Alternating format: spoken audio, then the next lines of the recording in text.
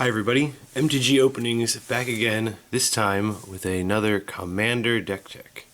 So, this is my Talrand the Sky Summoner deck. I built it actually just weeks after Talrand came out, and I got the foil one since you could get it right out of the pre-constructed deck. So, I don't often need my commander to be foil, but since it was readily available, I figured I'd go for it. The basic premise of this deck, it's definitely multiplayer, as most EDH decks are. So it's a wizard and almost exclusively merfolk wizards. You'll see a few that aren't, but it's almost exclusively a merfolk wizard deck. There's a lot of wizard synergy, and Talrand, of course, is 2 blue for a 2/2, and whenever you cast an instant or sorcery spell, put a 2/2 blue Drake creature token with flying onto the battlefield. So the whole idea of this deck is play some wizards for some wizard synergy, but also it plays a lot of instants and sorceries. I'd like to say the best blue instants and sorceries in the game. It's not entirely so. I mean, I don't own an Ancestral Recall. I don't have a Time Walk. You'll see some of these. I also don't play any of the other take extra turns like Time Warp and all those. Only because, I mean, it's a multiplayer casual format. So why would I want to take extra turns? I mean, obviously that'd be fun, except no one else will be having fun. So without further ado, here we go. So like I said, Talrand is the general. And then here's some tokens, which some of you may know and some of you may not know what to go to. Here's 2 Drakes, that way you can show your tapped and untapped ones. First up is, so there aren't very many creatures, and most of the non-merfolks are here at the beginning. Delver Secrets. I mean, of course you want to have a Delver. If your deck is mostly sorceries and instants, he's also a wizard. And of course, he transforms. He's no longer a wizard, but he's now a 3/2 flying, so it works for me. And now I can't get back in the sleep. Okay. We have Enclave Cryptologist, the first of many merfolk wizards. Just helps me draw more cards, and this deck wants to draw lots of cards. So, Augur of Bolas, he's a merfolk wizard, and he also helps me get more instants and sorceries. Snapcaster Mage to flash back those instants and sorceries. He's also a wizard, of course. Sea Scryer. So Sea Scryer just says merfolk because it's an old magic card. She is indeed a merfolk wizard, and believe it or not, taps for mana. Rarely do I need that ability, especially the second one, because it's a mono blue deck, but sometimes in a pinch you need some mana. So Shapesharer, just in case someone has a nuisance creature that I want to copy. It used to be a little better when you could copy legends, but that's alright. Obviously also a merfolk and a wizard because it's a changeling. Omen Speaker, good to set up the draws early. I mean, getting her late, at least she scries me and helps me keep my top cards better. Get some of those land or bad spells to the bottom. Obviously, again, wizard. Sage of Fables, wizard synergy. When a wizard creature you control comes into play, it gets a +1/+1 counter on it, and I can remove a +1/+1 counter from a creature I control to draw a card. So, Seagate Oracle, just like Augur of Bolas, a little more expensive, but still good. Rainy Academy Chancellor, of course she's good. She has wizard synergy as well. Thassa, God of the Sea. Smooth out those draws. Sigil Tracer. So Sigil Tracer is 1 in the blue one in the blue and tap 2 untapped wizards you control and copy target instant sorcery. So I can get multiple reoccurring sorceries. She's also a merfolk wizard, of course. Echo Mage does pretty much the same thing. Also a wizard, human instead. Law Mage Mentor can let me counter spells by tapping a bunch of merfolk, and then when you do counter spells, you get more merfolk. So that's what the merfolk token was for, and he is always fun in this deck. Master of Waves, it's a mono blue deck, so might as well have a Devotion of Blue, more Devotion of Blue. Glendor Archmage, so she's not a merfolk, but she's an awesome wizard. You can sacrifice her to counter target non-creature spell, and she's persist, so you can essentially do it twice. She's also a 2/2 flyer. Fencer, Shaper Savant, human wizard, just a good controlling card.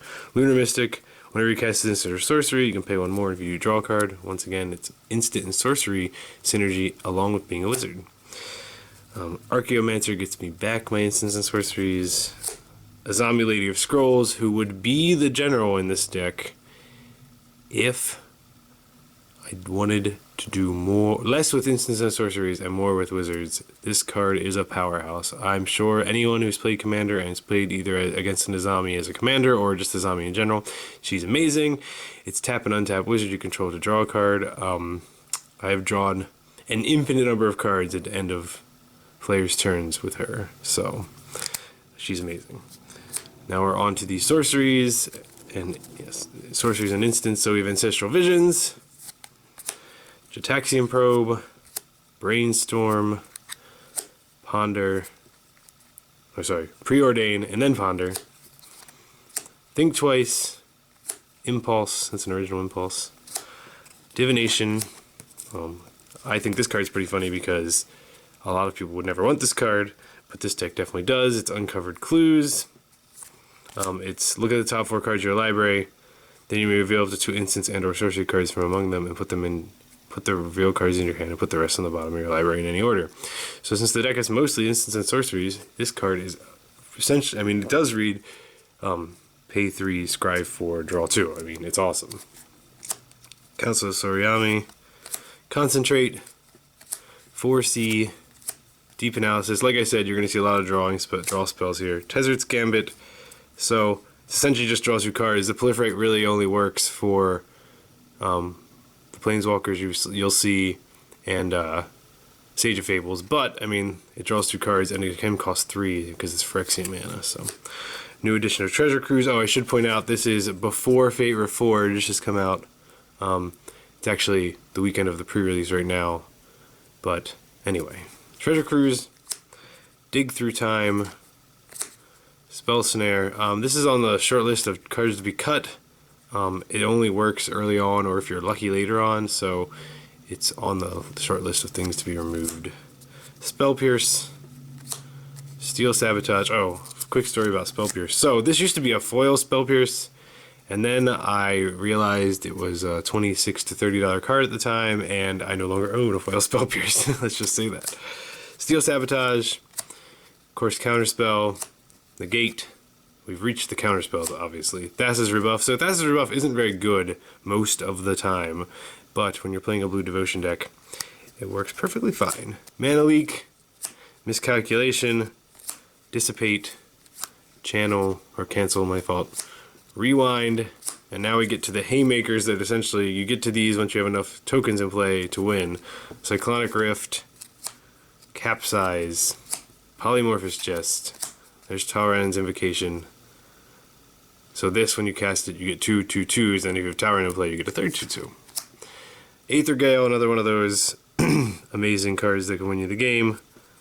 Downpour, Frost Breath. What a blue EDH deck isn't complete without Heuristic Study. And I think you saw him hiding back here. Jace is the only Planeswalker, but who really needs more than that? So Jace the Mind Sculptor, and then a little bit of mana and artifacts. We've got Soul Ring, Lightning Greaves to protect your Talrand. The deck used to play a lot more protection for Talrand, but as I got more Wizard synergy, man, I can't say that word today, synergy, I took out a lot of the protection, except Lightning Greaves is obviously too good, so it stays. Isochron Scepter, help you with reoccurring maybe Counterspell, or even Ponder or Preordain. Runechanter's Pike works well with the instants and sorceries. This is another one of those cards that's on the chopping block between the 2 Delve cards that got added and generally just not using this to win. I mean, sometimes I put it on a big guy and I can do some damage, but it just puts a target on one of my creatures, and most of my creatures aren't really big targets. So, Sapphire Medallion, Vidalcan Shackles is an amazing card. I've won many EDH decks, or at least taken many players out in EDH decks with my Vidalcan Shackles. So because the deck's mono blue, it can get away with a lot more colorless land. So we have Arcane Lighthouse. Now I don't have much targeting, but hopefully I can convince my fellow teammates to go against someone who does have some hexproof or Shroud. Mutavault, Reliquary Tower, because I draw so many cards. Because this is a wizard deck, I have a Cavern of Souls, Cephaloid Coliseum. This card's underperformed for me, but the 1 damage doesn't really mean anything in your 40 life VDH. So there will be a time where hopefully it's useful. It could just be an island, or maybe we'll get another good blue basic land, or non-basic land that it can become, or I will get one. I mean, I don't own every one of them, obviously. Fairy Conclave, that's just sneaking some damage. Halimar Depths, yet again, it comes down to being mono blue, might as well play it. Lonely Sandbar, Remote Isle, and then 1, 2, 3, 4, 5, 6, 7, 8, 9, 10, 11, 12, 13, 14, 15, 16, 17, 18, 19, 20. 1, 2, 3, 4, 5, 6, 7, 28 islands. So, that's my Talrand the Sky Summoner deck. I hope you enjoyed it.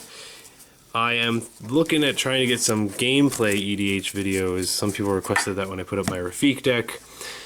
I'm working with my brother to try to get that to happen.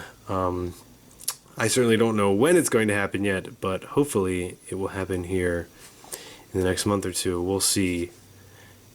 Until next time, be sure to like my video, leave any comments below, maybe watch some of my other box opening videos or my Rafik Commander deck tech if you haven't already. As usual, subscribe if you're interested, and until next time, I'll see ya.